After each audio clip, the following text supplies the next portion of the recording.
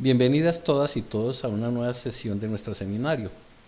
El día de hoy vamos a abordar el tema de Frederick Willis Taylor y su libro Principios de la Administración Científica. Como ustedes saben, entramos en contexto en la vida del autor y por supuesto en la obra del mismo en una cronología de los finales del siglo XIX. Por esto es importante tener en cuenta la vida del autor. En ese sentido vale la pena destacar que hay dos excelentes biografías, la una que habla de Frederick Taylor como el padre de la administración científica, son 2 volúmenes hechos por la Universidad de Nueva York, publicados en 1923 por el señor Copley, y otra biografía intitulada El estudio de la personalidad en la innovación de Frederick Willis Taylor, del señor Cackard, publicado por la Universidad de Cambridge en 1970. Pero hay 2 documentos que son muy interesantes y de los cuales en alguna medida se toman los siguientes apartes, que son del señor José Rodríguez de Rivera, que hace una biografía pues más corta en 1999, y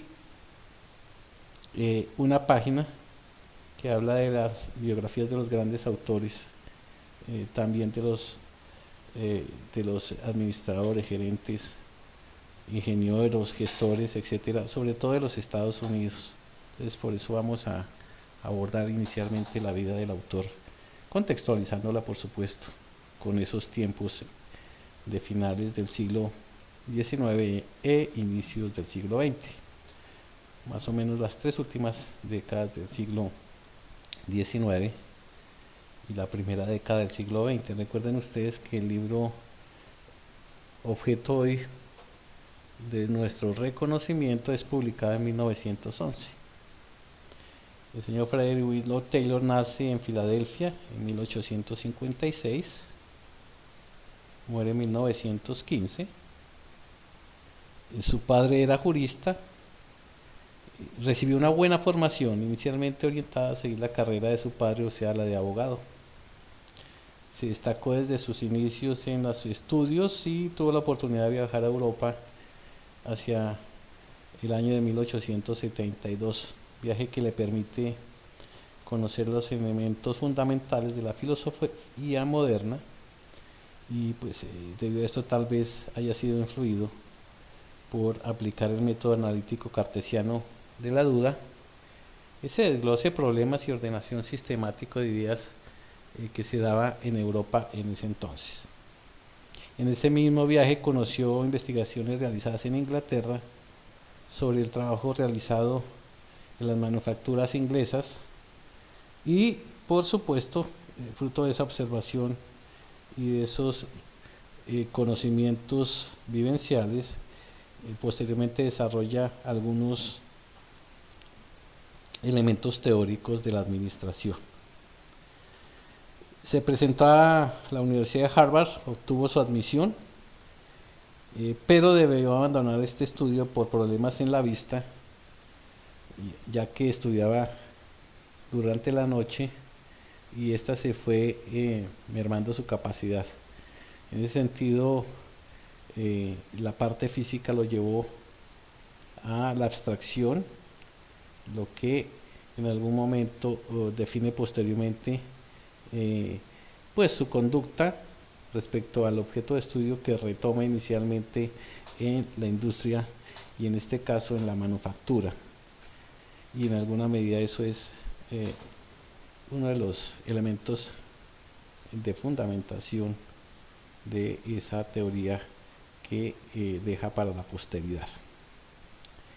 La concepción taylorista, con su detallismo y rigidez, puede responder a rasgos de una compleja personalidad como la de él: analítico, tenaz, entusiasta y altamente observadora, pero con algunos elementos que hacen irradiar dentro del entorno interno, dentro de esas complejidades de relacionamiento humano, algunos elementos de liderazgo fuerte y en los cuales hizo énfasis en un manejo de estructura en algún momento vertical, cuando recupera la administración para los administradores en términos organizacionales, más allá de los mismos obreros, lo hace desde el punto de vista más vertical que horizontal, como ustedes pueden haber observado en esos inicios de investigación en la administración que hace él. Tenía una enorme fuerza de voluntad, era exageradamente autodisciplinado, excesivamente ordenado, pues creía que podía controlar procesos fisiológicos tales como el sueño. En su forma de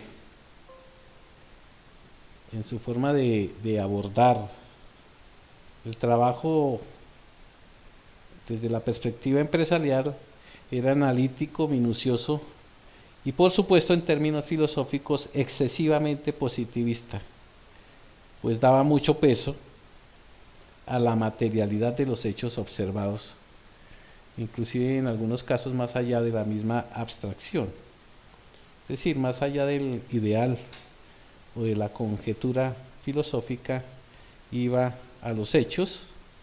Tan es así que los llegó a medir en su momento en sus famosos estudios de tiempos y movimientos.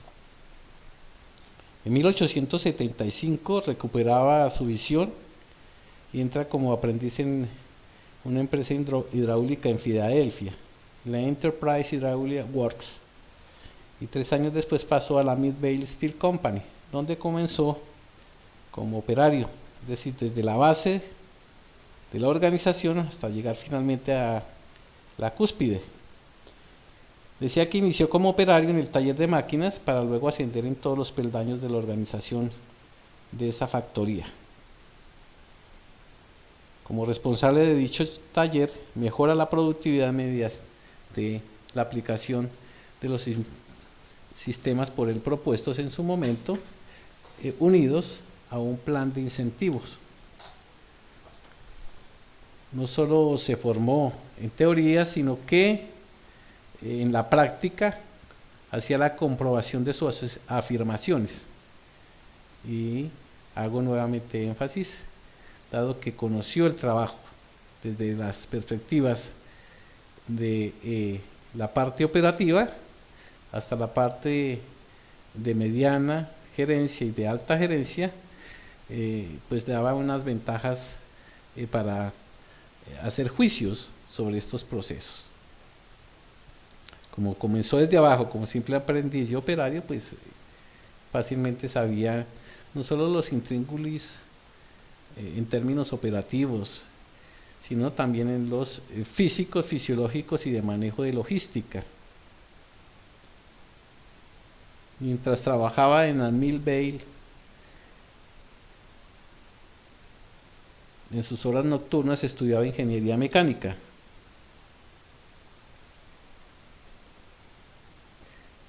En un instituto de tecnología en 1883, más exactamente en el Stevens Institute of Technology.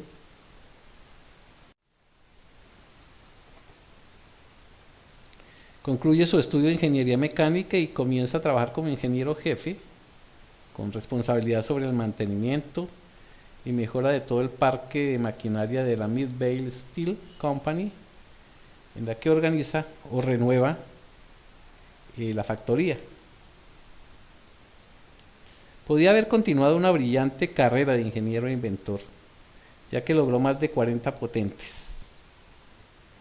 A pesar de haber logrado tantas patentes, su interés científico le hizo abandonar en 1890 la empresa de aceros y pasó a dirigir, como gerente general, una compañía de manufactura e inversiones, la Manufacturing Investment Company, en la que tuvo que desempeñar tareas globales de gerencia, hasta 1893.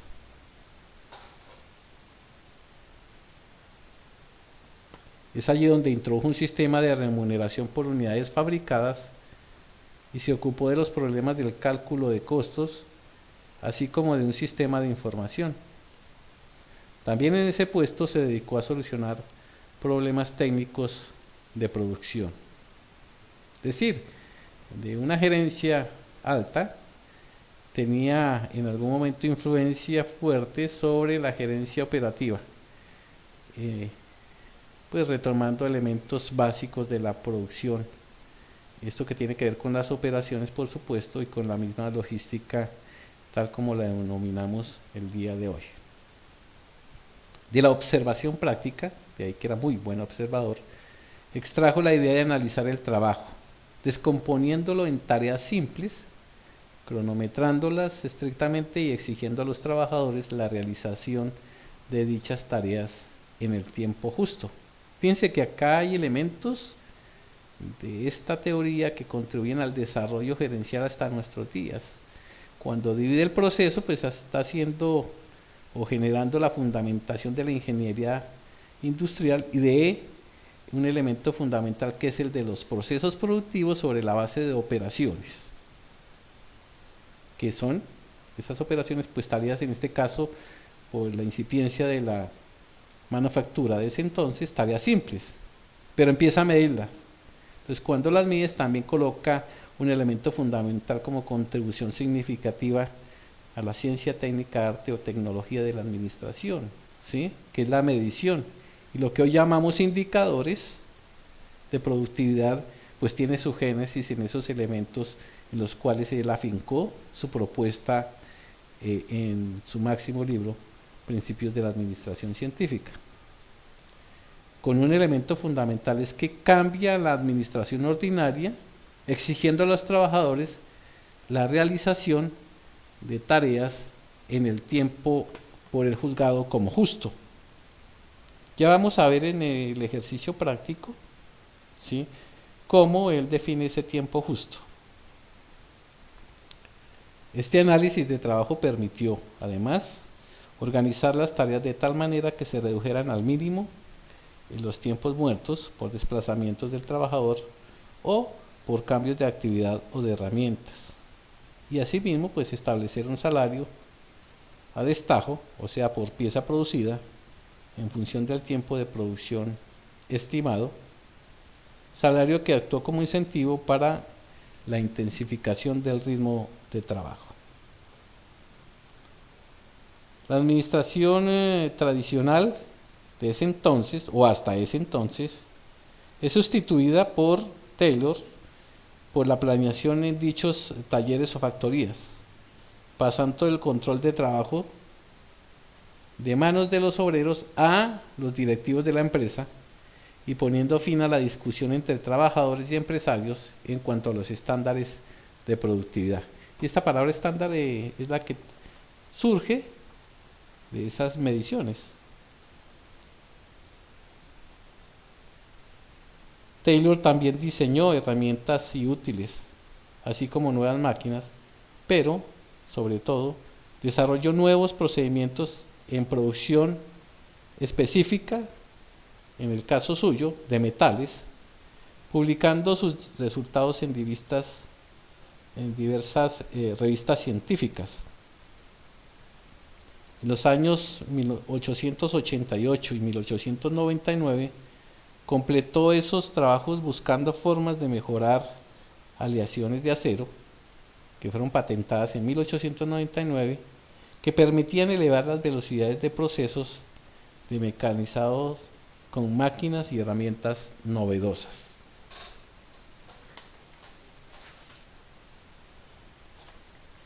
Entre 1893 y 1898, Taylor trabaja como consultor y pudo difundir mejor sus ideas en diferentes congresos, conferencias y eventos académicos.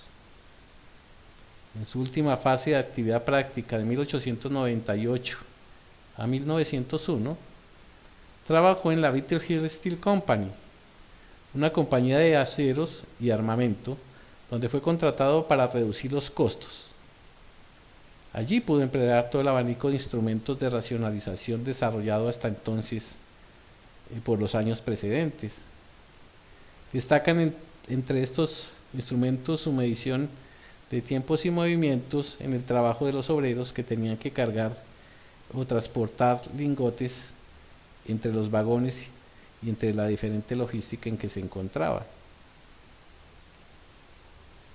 A los 45 años, en parte por razones de salud, pero sobre todo para tener más tiempo para dedicar a sus investigaciones, dejó de trabajar como ejecutivo y se dedicó a elaborar y documentar sus ideas. Puede decirse que en esta última fase trabajó casi como un profeta de un nuevo ideal, la renovación racional de las industrias. Desde 1904 a 1914, con su esposa, con la que adoptó 3 hijos y vivió en Filadelfia,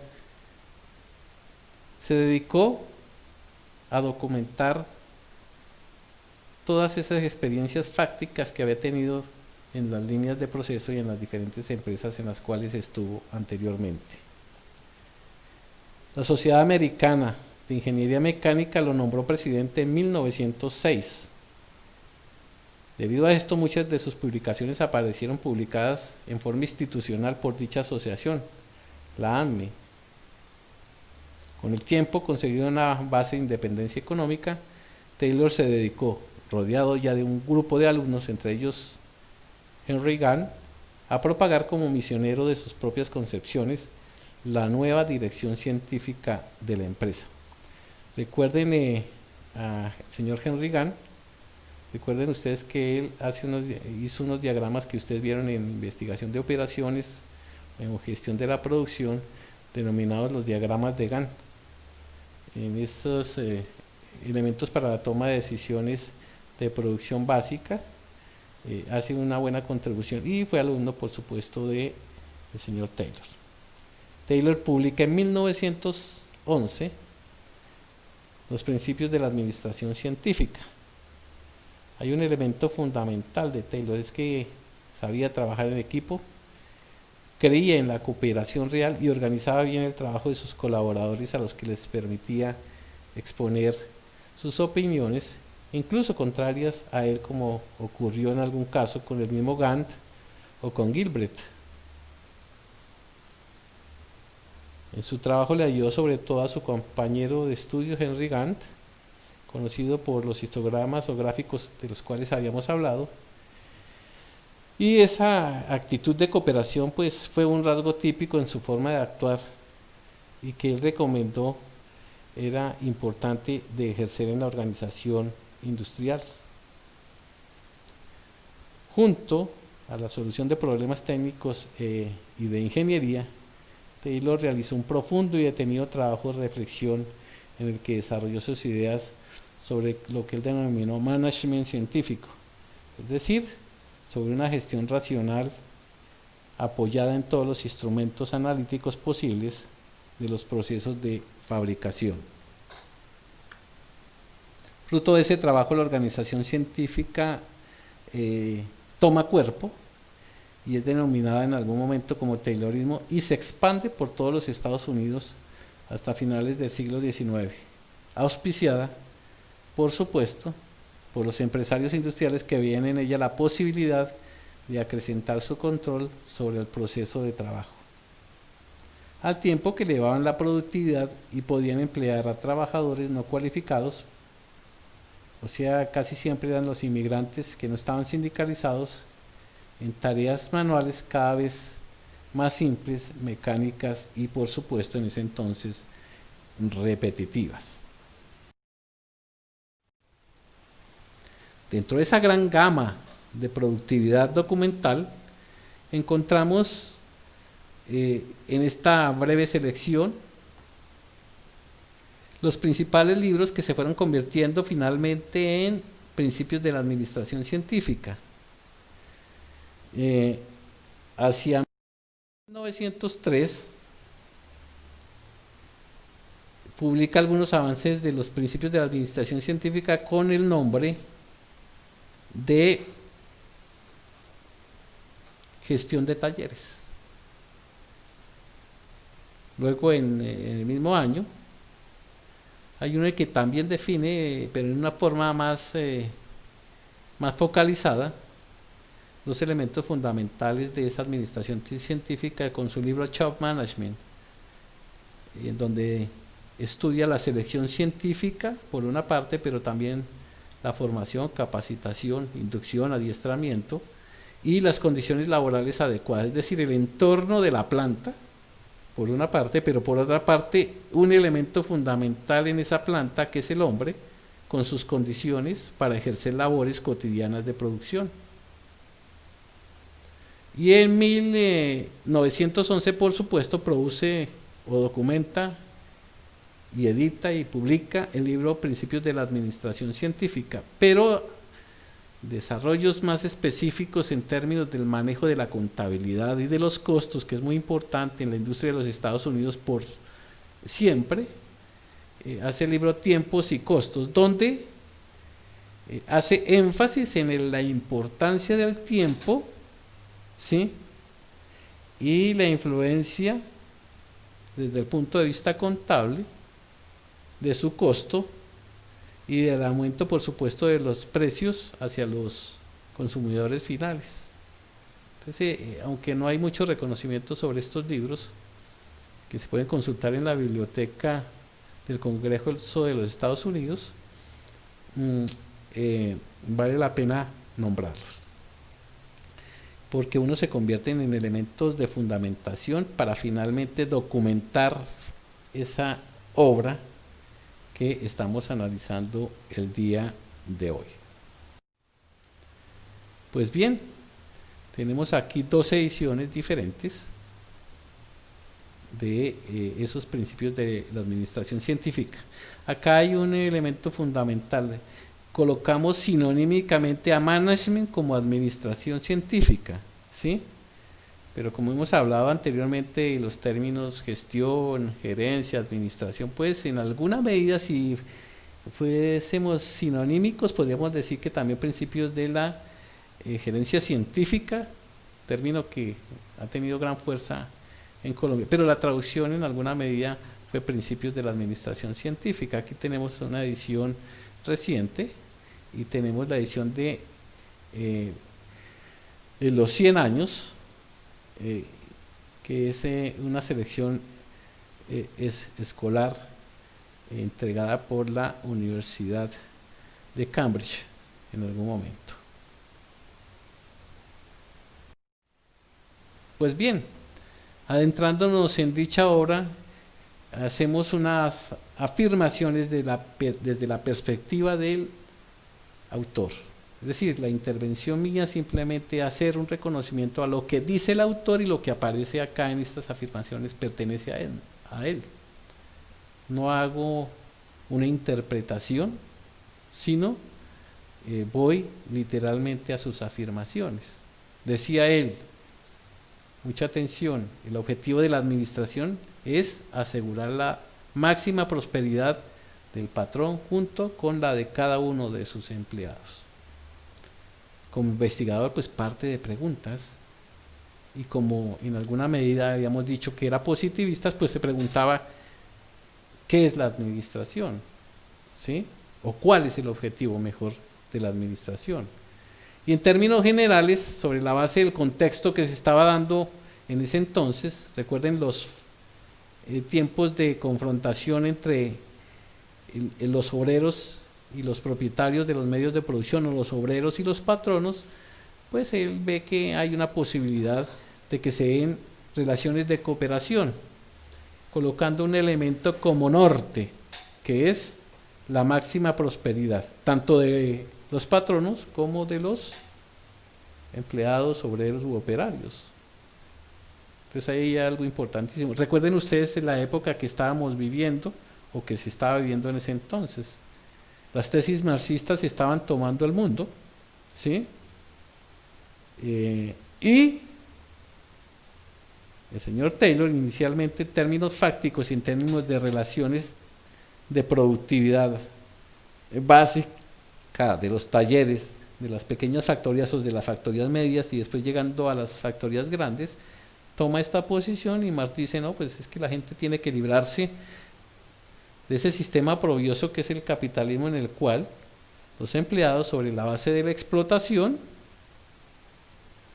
cada vez son más pobres. Y esa confrontación en términos de pronto ideológicos y de pronto también filosóficos hace que pues tenga buen asidero y sea importante para los propietarios de los medios de producción o los patronos o los grandes capitalistas de los Estados Unidos, quienes lo acompañan en esas tesis y lo apoyan. Ya la siguiente afirmación también parte de la precedente, es decir, es una relación causal. Si se da máxima prosperidad, y esta puede existir, solo puede existir sobre la base de ¿qué? De un condicionamiento, es de que haya un aumento de productividad, o sea, de que se dé una máxima productividad. ¿Y cómo se medía la productividad en ese entonces? Pues en términos no solo de relación insumo-producto, sino en términos de unidades producidas en menores tiempos. En esta tesis se influenció mucho el estudio de la gerencia, la administración o la gestión en los años 80, porque la definición de la administración decía que era la ciencia que se encargaba de reducir costos y maximizar beneficios. Eso fue una escuela que tomó fuerza, pero increíblemente,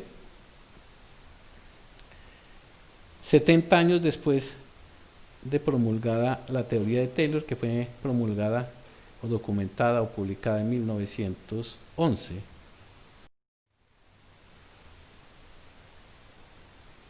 Y en esas preguntas que se hacen todos los investigadores, se pregunta a sí mismo si la prosperidad es el resultado del decidido esfuerzo, de acuerdo a lo anterior, ¿por qué la mayoría de los trabajadores hacen lo contrario? Entonces aquí hay un elemento que no retoma en toda su obra, pero que es interesante porque se pregunta sobre la naturaleza de los trabajadores y la tendencia que se tiene a hacer lo menos posible en las relaciones laborales. Y esto ha sido estudiado por muchos investigadores a lo largo del último siglo, desde la perspectiva no solo de la producción, sino de la psicología, la sociología, la cultura corporativa, la ingeniería industrial, etcétera. Sobre la base de esa indagación, o de esa pregunta, hace la afirmación de que la colaboración estrecha, íntima y personal entre la dirección y los obreros constituye la esencia de la administración científica. Y le coloca, por supuesto, otros adjetivos a esa administración científica. Moderna porque habla inicialmente de la administración tradicional, la que se estaba llevando a efecto en ese entonces, pero también enfatiza en un campo específico en la producción en los talleres o en las factorías, o sea, la administración de labores. Eso para esta etapa del desarrollo industrial pues es importante porque la mayoría de productos, por supuesto, eran no solo de origen fáctico, sino en los cuales estaba potenciada la satisfacción de las necesidades. O sea, no se satisfacían expectativas, ni experiencias, ni deseos propiamente dichos, sino necesidades básicas o fundamentales. Ya en otra teoría vamos a acentuar esa diferencia teórica que encontramos en el caso específico del señor Abraham Maslow y del señor Federico Hesberg, pero en su momento oportuno lo haremos. Dentro de esas afirmaciones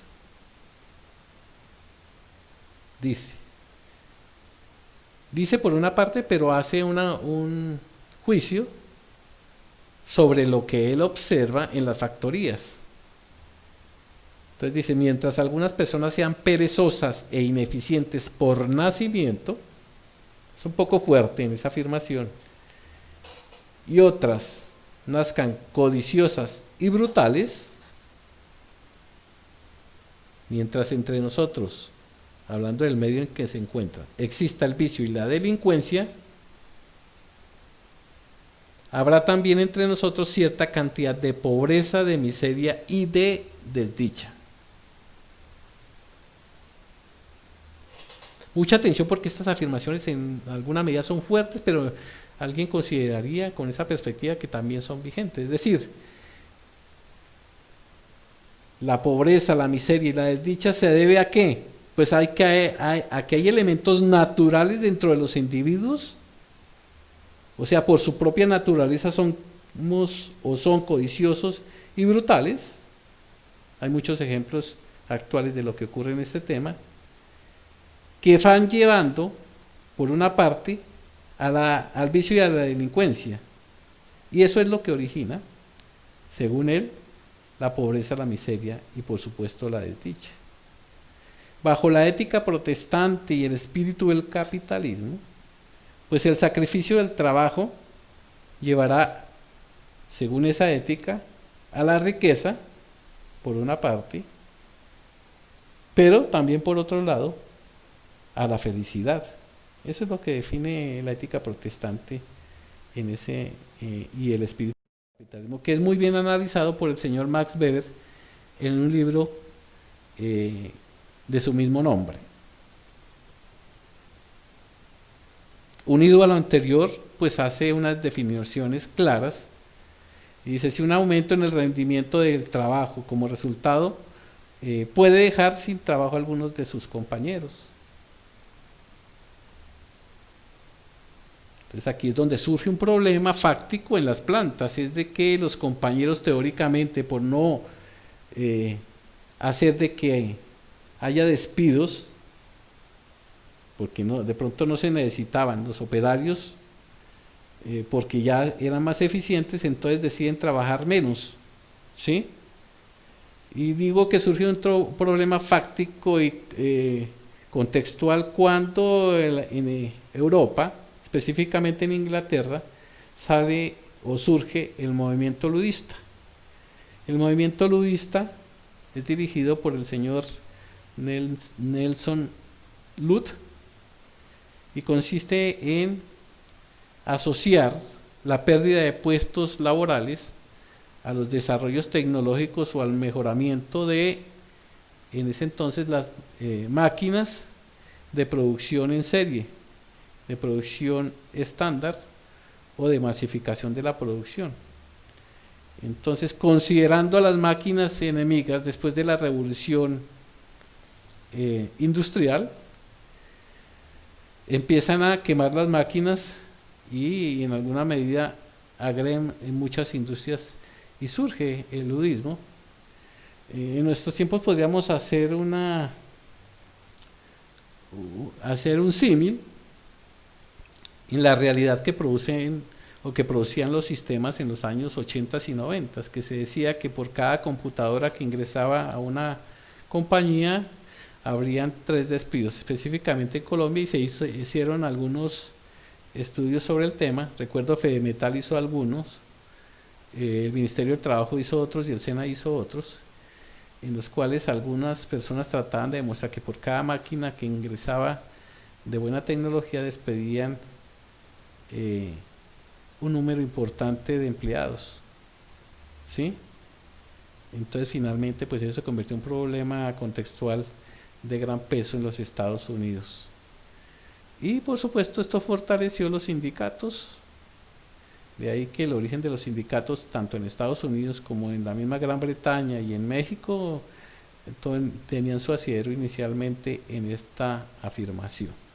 Pero adicionalmente, en esta etapa contextual, encontramos la calificación de 2 grandes bajos rendimientos: el bajo rendimiento natural, que ocurre mucho en algunas zonas del país y en algunas regiones, que es tomar las cosas con calma, es decir, no considerar el tiempo como algo importante y en algunos casos de alto costo, sino que pues se pueden tomar las cosas en una forma, como alguien diría, relajada. Y otro bajo rendimiento, ¿sí?, que es sistemático, es decir, en alguna manera es inducido por el contexto. Es decir, cuando hay hombres enérgicos que tienen fuerza y que pueden rendir en determinadas situaciones laborales, pero se unen a hombres que son perezosos, estos a su vez hacen que baje el rendimiento en conjunto de la producción. Entonces, en uno hay, en cierta medida, uno llamaría como, si fuese delictual, sería dolo, ¿sí? Ese bajo rendimiento sistemático, que no es lo mismo que sistémico. Es decir, sistemático es que se hace, ¿sí?, en una forma continua, ¿sí? Y el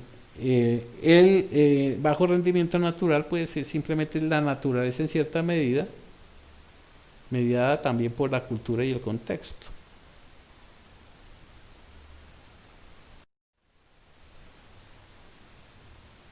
Excúsenme ustedes que a veces utilizo los mismos términos del autor. Entonces él decía sobre el tema, los métodos establecidos hacia la administración que era tradicional hasta ese entonces, a ojo de buen cubero, a un ojo de un buen observador, ¿sí? Ese es el símil de que malgastan el tiempo de los trabajadores. Sobre la base de esa afirmación, hace la propuesta de ¿qué? De generar un sistema que por medio de un análisis científico logre definir unos tiempos que sean mínimos, que se van a convertir en tiempos estándar y que a su modo de ver serán tiempos que él llamaría justos. Dice, lo mejor es utilizar un sistema. Entonces ahí viene un elemento fundamental que es el orden, ¿sí? La precedencia, la antecedencia, ¿sí? Las relaciones cronológicas que después ustedes en algún momento han estudiado en gestión de operaciones o investigación de operaciones y administración industrial, donde haya un análisis científico, es decir, donde haya un objeto de estudio, donde haya unas preguntas respecto al objeto de estudio y unas relaciones causales, ¿sí? Y unos efectos o unas consecuencias. En este caso el efecto que se busca o la consecuencia que se busca es aumento de la productividad. Es decir, en ese entonces aumento del número de unidades producidas. Fíjense que no estamos hablando de calidad total, no estamos hablando de using time, estamos hablando de la incipiencia en ese entonces de esas factorías o de esas fábricas, sean grandes, medianas o pequeñas.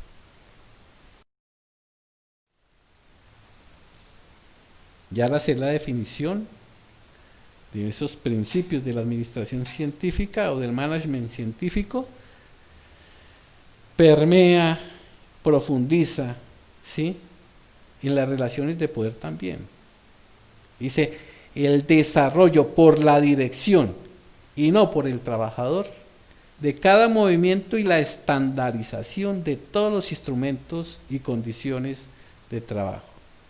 Es decir, nos está hablando en este momento de la planeación sin darle ese nombre. ¿Por qué? Porque lleva a cada movimiento, operación o tarea a un orden tal y a una medición tal que se pueden definir en términos del orden y del tiempo, ¿sí?, de todos los instrumentos y de las condiciones de trabajo. Eso se utiliza todavía en muchas pequeñas y medianas empresas y en algunos gremios específicos, ¿sí?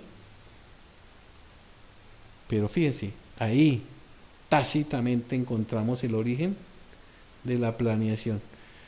1, 2, 3, 4, 5 años después ya el señor Fayol le da un orden más establecido respecto al proceso en sí mismo y a la estructura del corpus societario de las empresas.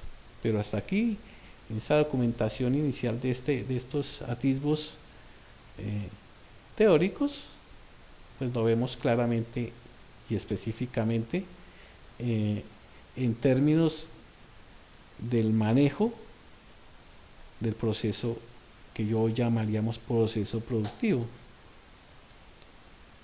Tenemos los elementos que tienen que ver con el medio, que tienen que ver con los instrumentos, que tienen que ver con las condiciones de trabajo, pero el elemento humano entra a tomar una gran fuerza dentro de esos principios de la administración científica, y se mete inicialmente en los procesos del relacionamiento industrial, ¿sí?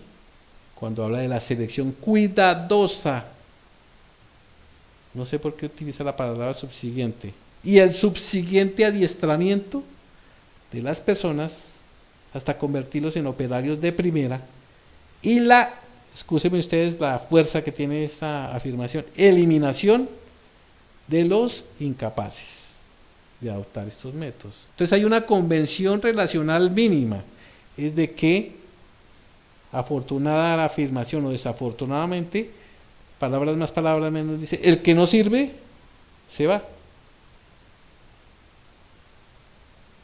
Suponiendo que no se llegue a ese exceso, sino de que haya habido una excelente selección, ¿sí?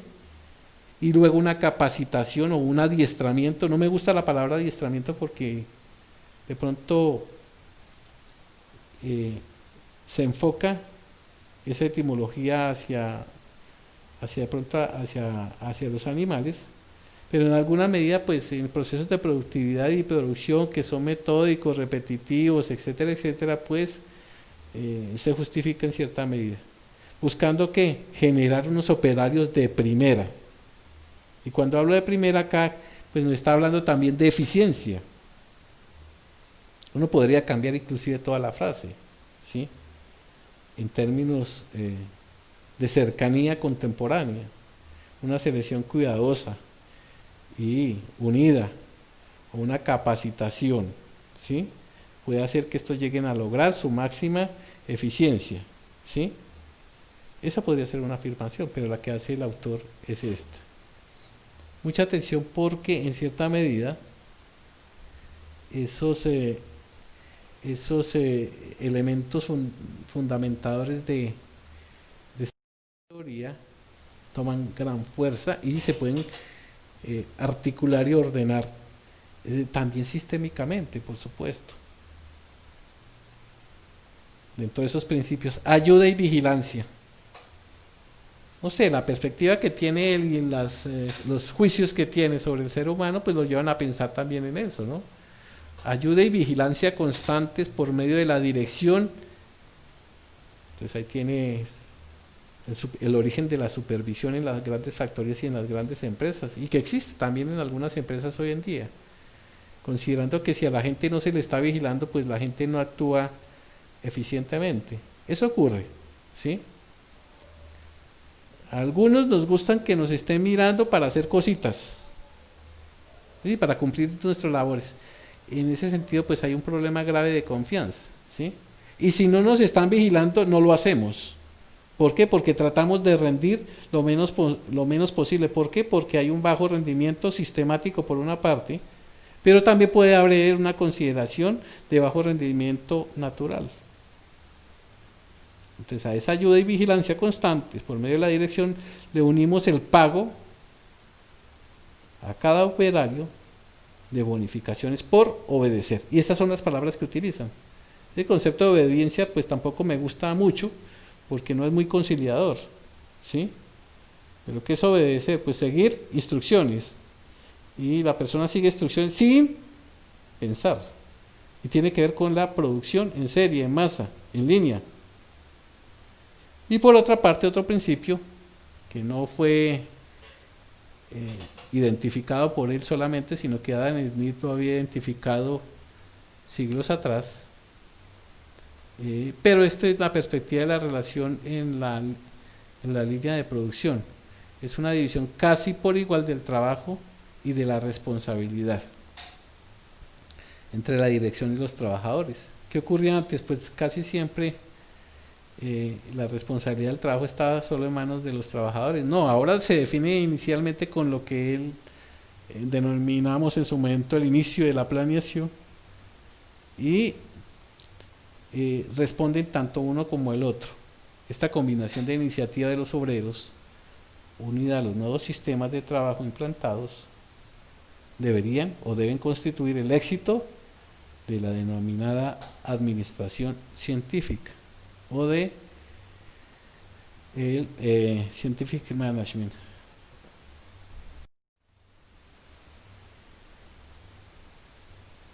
profundiza en las diferencias de los principios de la administración científica en la ordinaria. Y el científico se la pasa haciendo no solo juicios, sino preguntas, y de las preguntas surgen los juicios, de las hipótesis surgen las tesis, de la comprobación de las tesis surgen las teorías, y de esas teorías pues se convierten en ciencia. Si son elementos repetitivos son modelos, ¿cierto?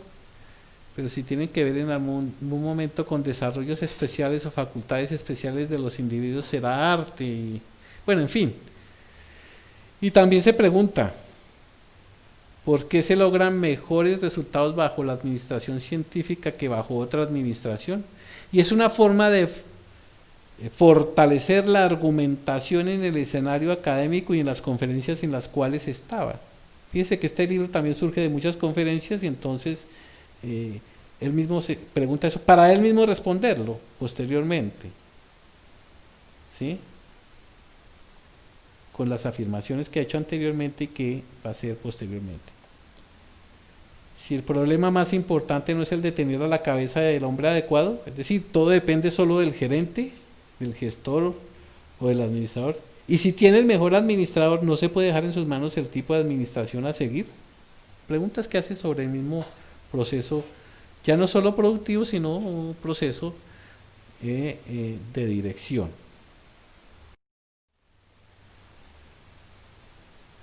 Respondiendo a esas preguntas, así, la administración ordinaria depende del trabajador, de su incentivo, de su iniciativa, de lo que quiera hacer.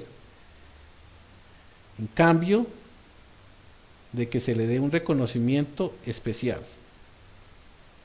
El éxito, en este caso de la administración ordinaria, la que se vivía hasta ese entonces, casi por entero depende de conseguir la iniciativa de los trabajadores. Y es un caso raro aquel que no lo logre. Por eso es que él propone el incentivo, ¿no?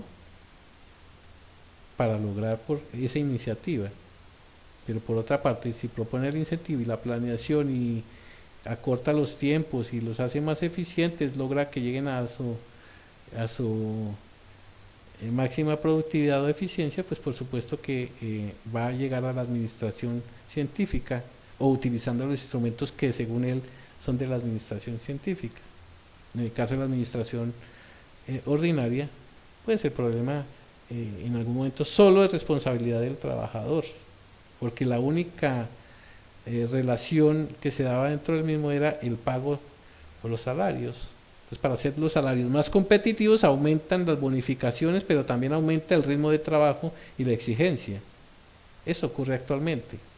Si usted coloca en el día actual un departamento de marketing y a los vendedores un sueldo básico, pues no es, sí, están ahí, atienden más o menos, cumplen algunas metas medianas. Eso sí, se coloca metas, de pronto no coloca metas.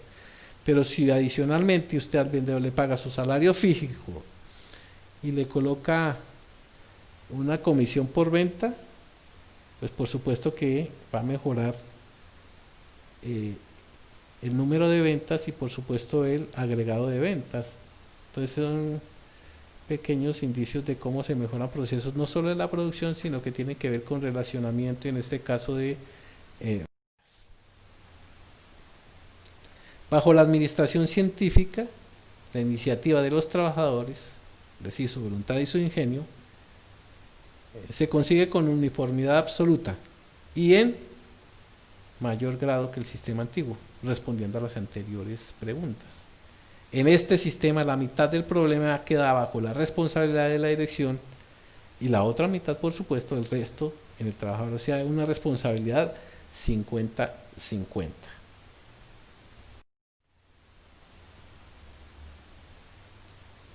¿Qué hace que la administración científica sea eficiente?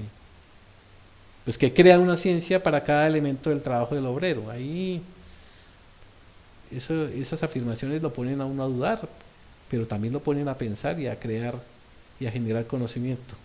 Es decir, esto en cierta medida viene a sustituir el sistema empírico. ¿Y cuál es el sistema empírico? Pues la administración que en algún momento él llamó ordinaria, que era la que se llevaba a efecto hasta finales de los años 70 del siglo XIX. Entonces crea una ciencia para cada elemento de trabajo del obrero. Esto sustituye el sistema empírico. Pero adicionalmente escoge científicamente, adiestra, enseña y forma al trabajador. Mientras que en el pasado éste escogía su propio trabajo y se adiestraba como pudiera. Esto ha cambiado con el tiempo. A veces hay gente que tiene vocación para determinada ciencia y resulta estudiando otra. Entonces el rendimiento, por supuesto, pues es más bajo. Pero con los estándares de capacitación y profesionalización actual, pues la gente puede rendir en algo en lo cual no tenía una vocación muy grande. Y esto es, pues precisamente, pues son por los cambios de la ciencia, la técnica, la tecnología, la cultura, el medio, etcétera, etcétera.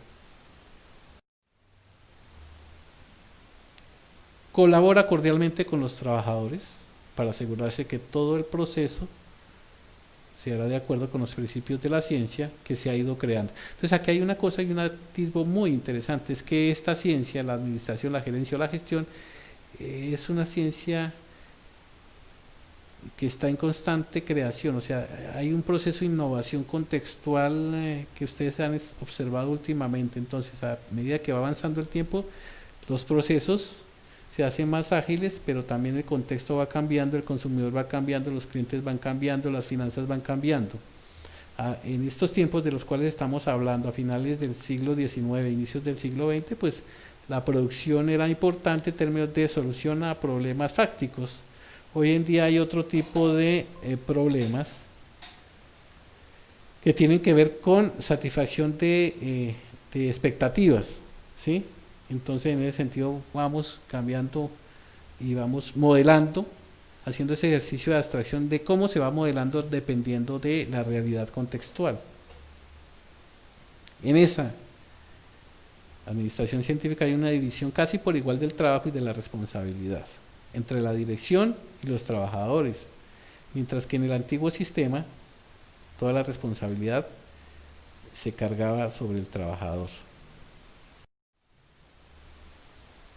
Y uno de los más emblemáticos ejemplos que tiene, dentro de los que aparecen en detalle en el libro objeto de revisión el día de hoy, objeto de reconocimiento, porque ustedes ya habían tenido la oportunidad de leerlo, es el de ejemplo de la Beetle Hill Steel Company. Recuerden ustedes, inicialmente cada hombre cargaba 12.7 toneladas de lingotes de hierro al día. Cuando habla, es decir, hay transporte, ¿sí? Lo que en investigación de operaciones se llama hoy en día, o se llamaba transporte, ¿sí? Hoy le llaman, por ejemplo, a estos temas logística, ¿sí? Y tiene nombres más especializados, ¿sí? Cadena de suministros, por ejemplo, ¿sí? Y tiene también en algún momento algunas metodologías sistematizadas y especializadas. Y él nos cuenta, el señor Taylor, que en un estudio nos dimos cuenta de que cada hombre podía cargar 48 toneladas más o menos por día, cuando inicialmente cargaba 13. Entonces ahí hay dos elementos fundamentales, el del inicio del estudio y el del final del estudio. Pero ¿cómo se hizo ese estudio? ¿Sí? ¿O cómo se determina el mejoramiento de la productividad según él? Pues haciendo una selección inicial de trabajadores, en este caso. Fíjense ustedes que nosotros también hicimos como una especie de preselección o de taxonomía de todo lo que tiene que ver con la literatura de la gerencia, gestión o administración, y tomamos 1000 y pico libros, después llegamos a 500, después llegamos a 102, después llegamos a 25 y después llegamos a tales, ¿sí? Pues en este caso es algo parecido. Entre 600 de ellos se escogieron 4. Fíjense la tasa porcentual, ¿sí? Y ahí el elemento anecdótico. Hablábamos con ellos y al final solo escogimos uno físicamente apto. Sí, de llegar de 600 a 1, y para que ese fuese apto, pues y en términos industriales y en términos de procesos productivos y en términos de fuerza, pues tenía que ser muy, estar muy bien físicamente. Cuando se escogió ese, se hace un estudio minucioso de las labores que tenía que hacer, de tiempos y movimientos, y en qué momento debía trabajar o descansar, cómo debía trabajar, cómo debía descansar, cómo debía caminar, cómo debía utilizar los instrumentos, etcétera. Eso es interesante que en algunos procesos del día de hoy se puede hacer, ¿no? Al final de la jornada de trabajo, Smith, que era el dueño de ese proceso, era el operario que agenciaba ese proceso, había cargado al vagón 47.75 toneladas. En ese mismo experimento, durante los siguientes 3 años, previamente se le pagó un mejor salario y aumentó la productividad, durando con ese récord, con ese estándar, esos mismos 3 años. Viene lo anecdótico nuevamente. Luego se habló con cada uno de los 600 trabajadores y se les hizo caer en cuenta de los beneficios, enseñándoles a trabajar a ese ritmo y despidiendo a los que no quisieron adaptarse al método. ¿Por qué? Porque él ya lo había definido anteriormente, con esa frase célebre en la cual él dice: eliminar a los incapaces. En ese momento pues también había desempleo, y el hecho de la gente quedar cesante pues implicaba pues un grave problema para sus familias. Pero en este caso pues él hace ver que dándoles las oportunidades todos pueden lograr esos rendimientos y esos estándares de producción. Por supuesto, en el caso de los despidos fue gente que no logró cumplir mínimamente. Hoy en día ocurre eso. Si usted ve que todos los vendedores tienen un ritmo más o menos de ventas y tienen un acumulado de ventas determinado, y ve que alguien ni siquiera da el 5, el 10, el 15 o el 20% de lo que tienen los demás, pues de seguro usted lo va a llamar, le va a preguntar cuál es el problema. Si le ha dado una previa capacitación, pues no lo entiende. Llegado el momento, pues si no cambia su rendimiento en torno a lo que les estoy hablando, o sea, las ventas, pues termina despedido.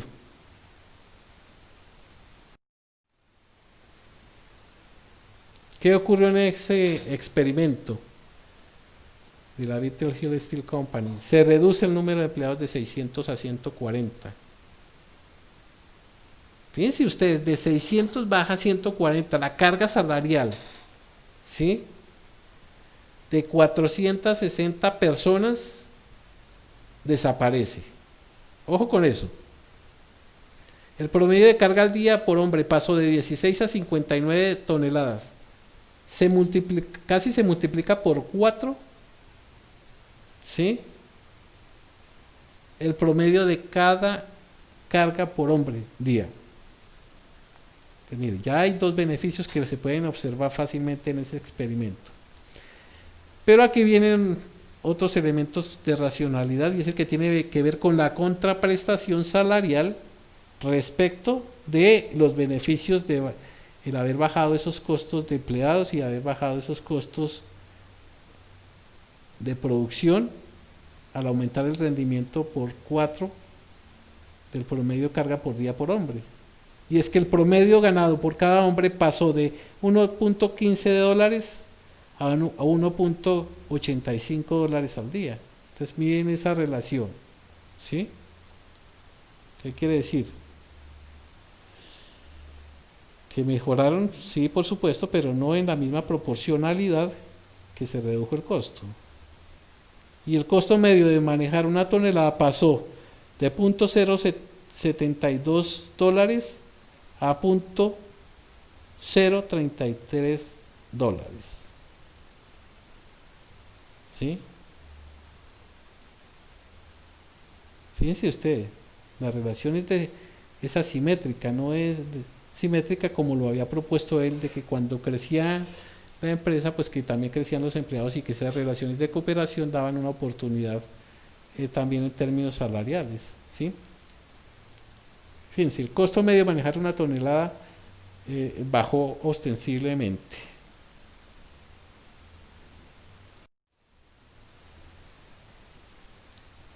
Cuando relata inicialmente los hallazgos, cómo terminó el experimento fáctico o empírico, que también podríamos denominar, pues dice y define algunas leyes sencillas del ejercicio académico que hizo. Inicialmente pues encontró esos 10 hombres para finalizar con el señor Smith. Estudió una serie exacta de movimientos al definir esas leyes sobre lo que ocurrió con Smith, entonces define esto. Estudia con un cronómetro el tiempo de cada uno de los movimientos y escoge luego la forma más rápida de hacer cada labor. Esto es una... en talleres del día de hoy también se podría utilizar, ¿no? Elimina todos los movimientos en falso, los lentos y los inútiles. Y después de haber suprimido todos los movimientos innecesarios, recopila una serie de los más rápidos y mejores, así como los mejores instrumentos. Hay que ver con la herramienta y con toda esa experiencia fáctica que tuvo en sus investigaciones y en sus anteriores documentos. Y de esta manera tan sencilla, pues fue estableciendo uno a uno los elementos de lo que él en su momento denominó ciencia, o denomina ciencia en su texto.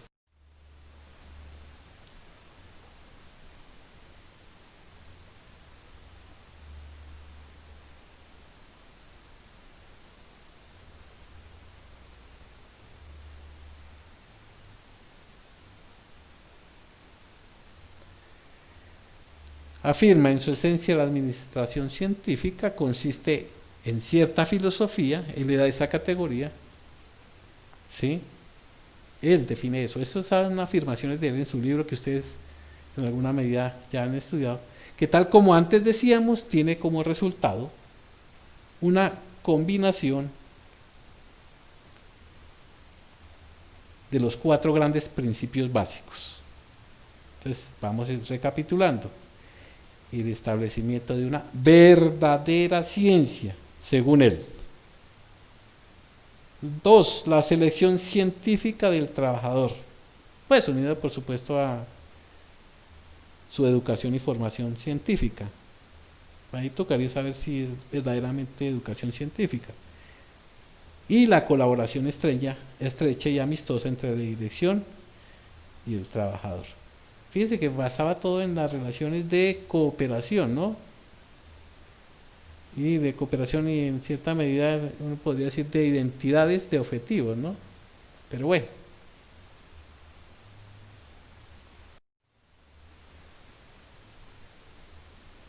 Pero hay cosas rarísimas, porque a veces hay contradicciones que se presentan en el texto, ¿no? Pero cuando dice ciencia y no regla empírica, pues también eso nos lleva a pensar, ¿sí?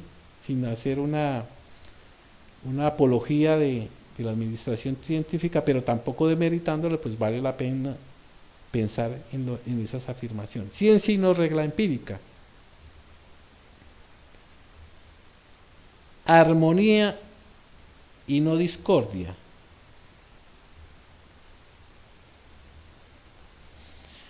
Aquí hay cosas interesantes porque ese término de armonía se repite en algunos enfoques, modelos o teorías que vamos a mirar posteriormente. Y por supuesto que la armonía es mejor que la confrontación y las contradicciones que se lleven al interior de la línea de producción, ¿sí? Pero ¿a qué costo se llega a cierta armonía? ¿Y esa armonía en qué términos se da, ¿no? Claro, esta armonía es la armonía que induce la estandarización del proceso productivo por una parte, pero es la armonía también que viene detentada por el poder vertical que se ejerce cuando se colocan parámetros de producción, ¿no? Entonces toca pensarlo. No estoy, por supuesto, demeritando al autor, pero son reflexiones que surgen de esas afirmaciones que hace él. Un elemento fundamental, por supuesto, colaboración y no individualismo, que posteriormente también vamos a trabajar en otras tesis o en otras teorías o en otros autores. Rendimiento máximo, en lugar de rendimiento restringido, inducido por las condiciones antropológicas que él definía, dentro del bajo rendimiento natural y el bajo rendimiento sistemático por una parte, pero recuerden ustedes que mientras los hombres nacen perezosos, bueno, etcétera, enunciaba en su momento el autor. Y por supuesto, el que tiene que ver con la formación de cada hombre hasta lograr su mayor eficiencia y él decía prosperidad. Entonces ahí tocaría definir también el término prosperidad en qué términos, si es en nivel de vida o es en tranquilidad o es el estar en buen sitio de trabajo. Entonces mucha atención porque todos estos elementos los hemos tenido en cuenta y los miramos por supuesto, con mucha atención, sin que necesariamente se conviertan en una religión. Es decir, aquí el ejercicio de reconocer a este autor se da no solo desde la perspectiva de que sea, en términos de su manejo y de su lenguaje, lo mejor, pero sí vale la pena reflexionar sobre cada una de esas afirmaciones y de esos términos. Recuerden que ustedes que en esta oportunidad y en las oportunidades que tienen que ver con el reconocimiento de estos modelos vamos a darle mucho peso a las palabras. Por eso aquí las traducciones son muy importantes. Entonces esos libros que les digo que se encuentran en la biblioteca del Congreso de Estados Unidos son importantísimos porque realmente a veces una palabra mal traducida pues nos lleva a un error, por supuesto, en la hermenéutica de la misma.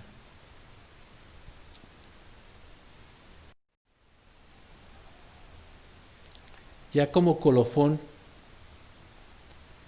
podemos decir,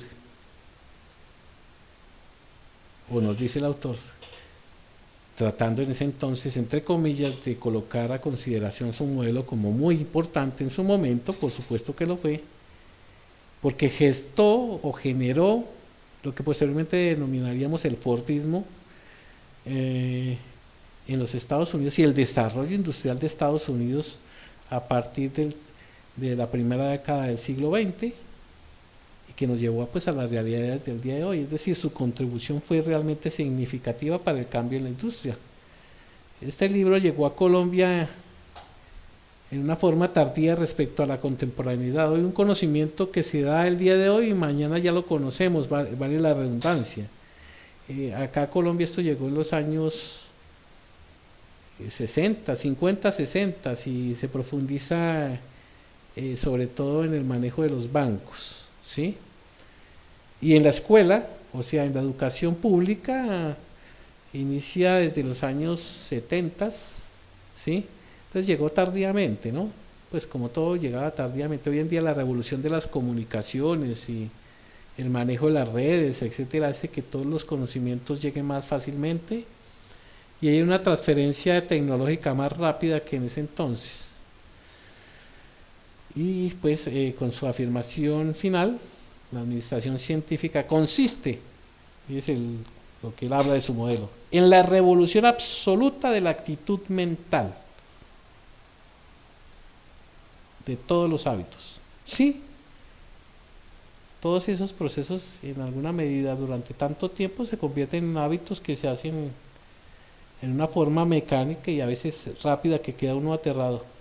Hace pocos días asistí a una compañía de confecciones donde estaban elaborando unas batolas y veía yo con qué pericia manejan las operarias estos instrumentos en una forma que queda uno aterrado porque eso lo da la experiencia por una parte. A esto se une la tesis de la curva de experiencia que ustedes han estudiado en sus diferentes seminarios. Dice, tanto de todos los que se hayan dedicado a la administración como de los trabajadores. Vamos a repetirla vale la pena. Nuevamente, sí señor, redundantemente. Vamos a redundar. La administración científica consiste en la revolución absoluta de la actitud mental de todos los hábitos, tanto de todos los que se hayan dedicado a la administración como de los trabajadores. Entonces, es una afirmación que hace el mismo autor. Una recomendación especial a quien tenga tiempo de acercarse a estos libros en una forma desprovista de obligación, por supuesto, pero con el ánimo de construir conocimiento y de absorber todo este tipo de documentos que buscan es contribuir a su formación para que seamos mejores gerentes, mejores gestores, mejores administradores y cumplamos eh, con unos elementos de gran valía en el desarrollo de la ciencia. Por supuesto, esto contribuye a los agregados nacionales y al país. Recomendación de la bibliografía que ustedes encuentran en sus sílabos por una parte, pero pues ya saben que el libro fuente no necesitan buscar mucho en internet, porque el objeto de reconocimiento hoy es el libro de el señor Frederick Eric Winslow Taylor y su libro Principios de la Administración Científica. Otros dicen que el Management Científico. Entonces vale la pena que hagamos este ejercicio si tenemos el tiempo. Eh, por supuesto, muchas gracias por su atención y hasta un nuevo tema. Feliz día.